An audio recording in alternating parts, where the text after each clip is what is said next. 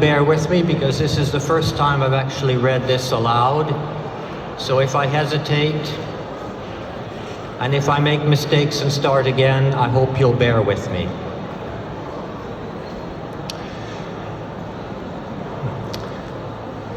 As soon as their ending was determined, the Middle Ages have caused no end of trouble.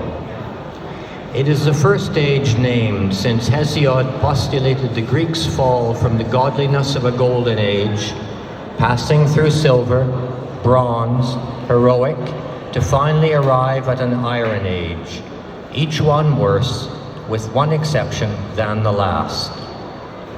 Coined in the Renaissance and englobing nearly 1,000 years of European history, the negative connotation was present from the very beginning.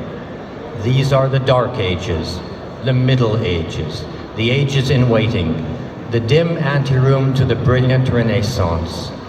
Ever since we have inherited this awkward taxonomy, we have hardly been at ease to deal with it. First of all, ages are messy. They rarely dovetail neatly. They are ethnocentric and political, homogeneous rather neither in time nor place, and perhaps the most exemplary is our European Middle Ages. Ages impertinently overlap or endure. A Copper Age, passed over by historians in favor of the more attractive Bronze, lasted until the 18th century among the indigenous nations of the Pacific Northwest. The Stone Ages of the Maori only ended when the first European explorers and whalers traded cheap iron utensils for supplies and jade. The Middle Ages are a multitude of things to as many people. People intransigent, enthusiastic beyond measure, each inhabiting a Middle Ages of their own defining. I am tempted to call the Middle Ages the biggest fan zone ever known. It is a territory peopled and partitioned by diligent and thorough historians, philologists and archaeologists, who willingly shoulder the obligation to seek the truth. They inhabit a kingdom where misconceptions flourish, founded on the notion that it was a foul, dark, plague-ridden time, whose denizens were short and could not distinguish right shoes from left. Historians labor incessantly to further our understanding, to dispel these cobwebs woven from our eternal desire to be better than before, although, oddly enough, the good old days only extend to the edge of living memory. Another tribe inhabits the same lands, the fictioneers, the freelancers, the artists, wandering in search of inspiration in a land where legend and reality have become inextricable. This is the untended garden, the limitless wilderness, where legend and epic are attended by green men and inhabited by dragons, melusines, and questing beasts. This is the metaphorical realm of the wandering artist, not unlike the medieval minstrel journeying from fireside to fireside. We are the dissolute, the ungovernable, with no burden but that of story and image, happily wandering where chance and inspiration decide. Of course, we are by no means the first. Innumerable authors, from Chrétien de Troyes to Malory, have retold medieval legend. Sir Walter Scott championed historical fiction and left us the most useful word, freelance, in passing. But it was only in the late 19th century that the first modern fantasy tale was told. In 1891, William Morris, in the crepuscule of his life, picked up his pen, as he had done countless times before. Artist, publisher, designer, poet, printer, translator, feminist, socialist, anarchist, a man of prodigious energy who had seemingly packed several lives in one, William Morris picked up his pen and invented modern fantasy. Previously, he had written two prose romances, The House of the Wolflings and The Roots of the Mountains, novels that were to spark an interest of an Oxford student named Tolkien, But these were not new. Scott had invented the genre a full generation before. The next 5 novels, however, mark the inventing of the first fully original and realized fantasy worlds.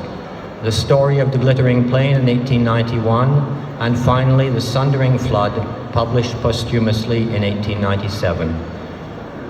Too often dismissed as the self-indulgent meanderings of waning years, Morris novels offer us not the melancholy of life drawing to a close, but a bright, green, and growing world, fresh from the rain, sparkling in the dawn. They are the summing up and the embodiment, disguised as fiction, of the convictions Morris held his whole life. Art is only worthwhile when it is egalitarian and inclusive, when it is part of humanity's reconciliation with itself, when it is the work of many hearts and hands. Far from musing on sunset days, Morris leaves us with 5 novels of lucid hope, washed clean of illusion, firmly rooted in human striving for a better and fairer world. A definition that might well apply to that master of the genre, J.R.R. Tolkien. The most tempting paths for fantasy artists to follow are in the Middle Ages inherited from the Romantics, as much from the Romantics as from history. Our muses are Calliope, Hecate, Raven, and Coyote, storytellers all, for whom only the truth is poetical and every image true. The Middle Ages, longed for or ignored, admired or discounted, are perhaps the most fertile of all realms of the imagination from our past. Somewhere therein is the Grail, the images we seek. From where do fantasy images come? For they must have an origin. And how do we make sense of them, and through them, make sense of ourselves? The images we make are not mirrors, or if they are imperfect ones at best. They reflect those things we cannot clearly behold except by the imperfect process of drawing and painting, a continual exercise in the mythopoeic. This process is, of course, inspiration. It's a will-o'-the-wisp disguised as a discipline, the exclusive and fickle resource upon which all depends.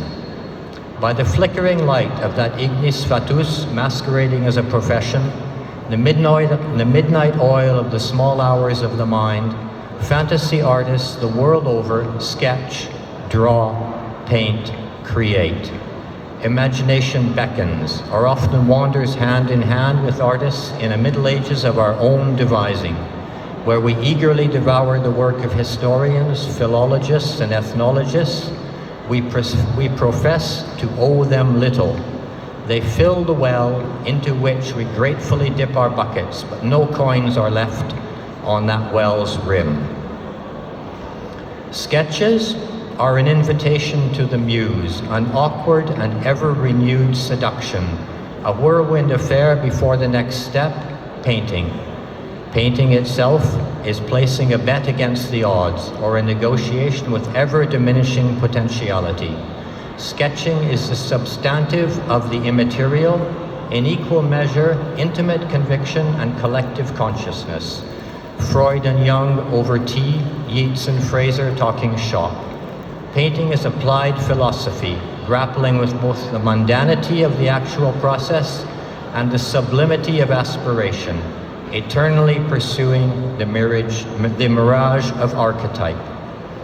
But above all, those who pursue image making are the raven-fed. Imagination is at the mercy of providence. Inspiration is akin to the flight of wild birds, sudden flocks filling a barren sky, or a solitary pair of wings flashing by on the edge of vision. Inspiration, like a flock of wild birds, makes us peer intently, raise our faces heavenward, wish that we too could take flight. And since we are earthbound creatures, it is with pencils and paper that we lift into the sky.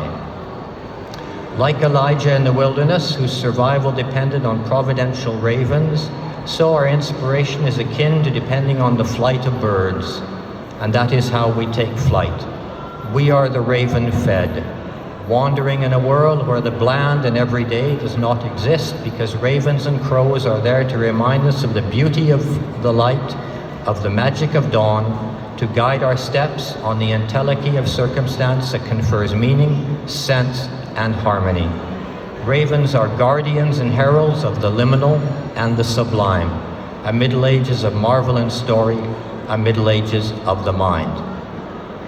Inspiration depends on the provenance of these wing beats between worlds. If we frighten away the ravens and crows, or become deaf to their cries, we forfeit our relationship with the world and what we can make of it. In the realms of inspiration, there are no guarantees. Fantasy is simultaneously poetic disengagement from and intimate engagement with the world. In the Middle Ages of the imagination, the trade between the two is a hazardous commerce of the fantasy artist. Truly, we are the raven-fed.